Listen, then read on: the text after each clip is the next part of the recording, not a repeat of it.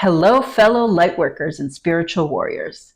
Welcome to the May 2024 edition of the 5D Messages from Mount Shasta. I am Dr. Christina Samesha, intuitive guide and author.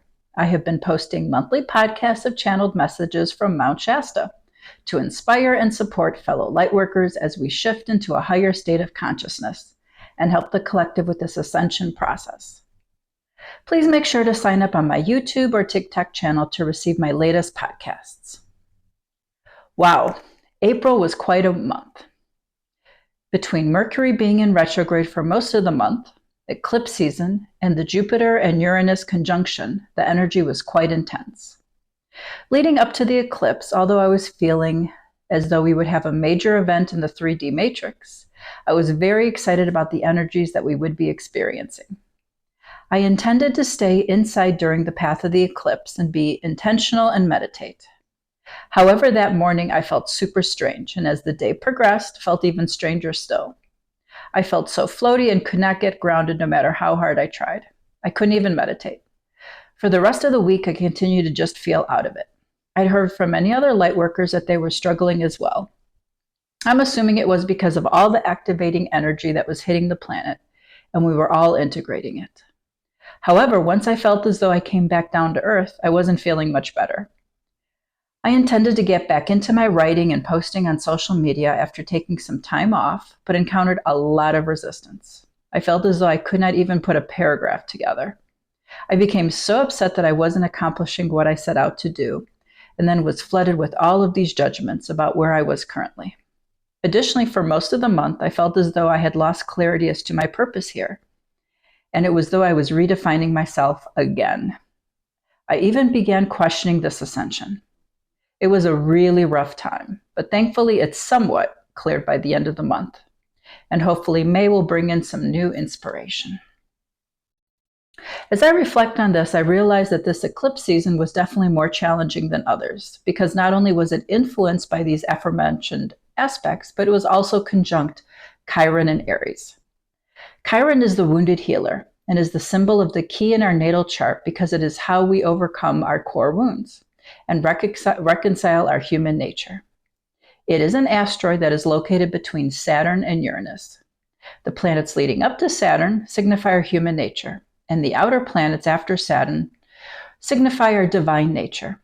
Through our work with Chiron, we can learn a lot about ourselves by integrating the lessons we have learned from the challenges we have faced in our lives. If you would like to know more about Chiron, I wrote an article about it entitled My Chiron Return, which can be found on my website, Christina Psyd, that's Christina with a CH, PSYD.com. Chiron stays in Aries and Pisces longer than other signs, so most of us have our Chiron in either Aries or Pisces. Since my Chiron is in Aries, almost conjunct to the same degree as it was this eclipse season, it definitely hit me hard. It was bringing up some old wounds regarding difficulty I had early on in life regarding communication. Additionally, the wound of not feeling good enough and not feeling accomplished enough was also being triggered. So if you were struggling this past month and revisiting old wounds, you are definitely not alone. All of this work is just more clearing as we ascend into this higher state of consciousness. I know I'm tired with all the personal work as well. I believe that we are clearing these wounds so that we could step into our power as the spiritual warriors that we are, as well as clearing those internal dynamics that keep us trapped within this 3D matrix. Now that eclipse season is over, we have a new chapter ahead of us. I also believe that we were likely transmuting some of these wounds for the collective because it definitely felt very big. I eventually surrendered last month and just put my writing aside, and thankfully when Mercury went straight, felt somewhat inspired again. I also realized that I still find it very difficult to just surrender and be, which is also a lesson we are all learning. Our world is definitely way off balance as we are living too much in the masculine, which is stressing us out. A valuable lesson I've learned after moving here to Mount Shasta is to be more in my feminine. Less doing and more being. We are in fact human beings, and it's time to let go of all the doing. I believe a lot of this overdoing is striving to validate the ego. Us light workers are all working on letting go of these old paradigms that keeps us in a state of busyness and changing this paradigm of earning our worth based on external measures of productivity and financial success. When I look back on April, I was surprised that we did not encounter a huge event in the 3D as I had predicted. However, I did see a lot of information regarding this eclipse being a simulation. Although I was intrigued by this, I did not travel very far down that rabbit hole because I know that the focus of my attention is to keep moving forward in creating this new Earth and not research the crazy antics of the puppet masters of the 3D. However, it appears to be a good sign that I've noticed that more and more people are waking up and questioning things, such as how much money is being spent to fund wars, that the cost of living just keeps increasing, all of the toxins in our food, air, water, etc.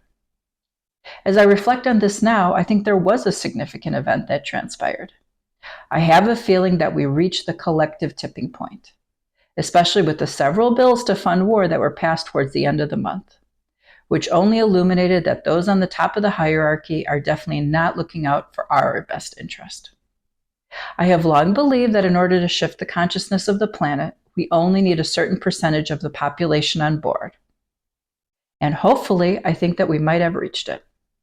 I think more and more people are seeing that this hierarchical system that we live in is just not working. There are so many inherent flaws in our system. One of the flaws in this hierarchical model is that it assumes that we have an inherent need for leadership and guidance, which then creates a power differential. There are those who lead, who are on the top, and those who follow. It assumes that we need to be told what to do. Many of our social constructs are based on this underlying victim mentality. If you examine the word government or to govern, this implies an inherent power dynamic. This evolution we are experiencing is to stand in our power and claim our sovereignty. A hierarchical model seems to lead to control dramas and narcissistic abuse. Whenever we have any hierarchical system, individuals with narcissistic and sociopathic tendencies will always gravitate toward positions of power, which will inevitably result in corruption, harm, and exploitation, which is exactly what is being illuminated currently. We need to face the reality that no one is looking out for our best interest, and no one is coming to rescue us. Part of this evolution in consciousness is examining all of the underlying dynamics that we are on some level agreeing to and change them, and believe that we have the capacity to create a better system. The corruption is so deep. It seems as though there's really no rehabilitating this broken system. It is up to us light workers to step up and show others a better way and create this new world.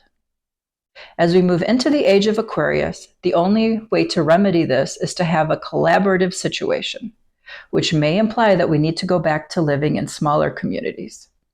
It is so easy for narcissists to hide in big systems. The smaller the system, the more integrity there is. Part of aligning with this higher consciousness is creating a world that benefits everyone, not just a few. And maybe when we go back to smaller communities, we can begin healing this narcissistic abuse that we have all experienced. So now that we're done with eclipse season, it's time to move onward and upward. We start off May with Pluto going into retrograde, which will continue until October. Pluto will make its final backtrack into Capricorn in September, which also coincides with the next eclipse season. Hopefully, this might be the final crumbling of this dysfunctional system so that we could birth anew. Remember, no one is coming to save us. We need to begin making those changes so needed in the world by laying the foundation of this new earth.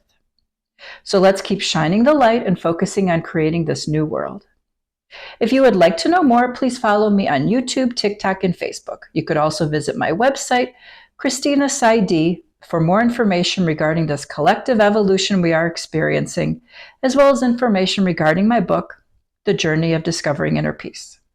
I am so excited to be sharing another amazing month with all of you. Stay tuned for my next podcast in June. Sending all of you lots of love and light from the heart of Mount Shasta.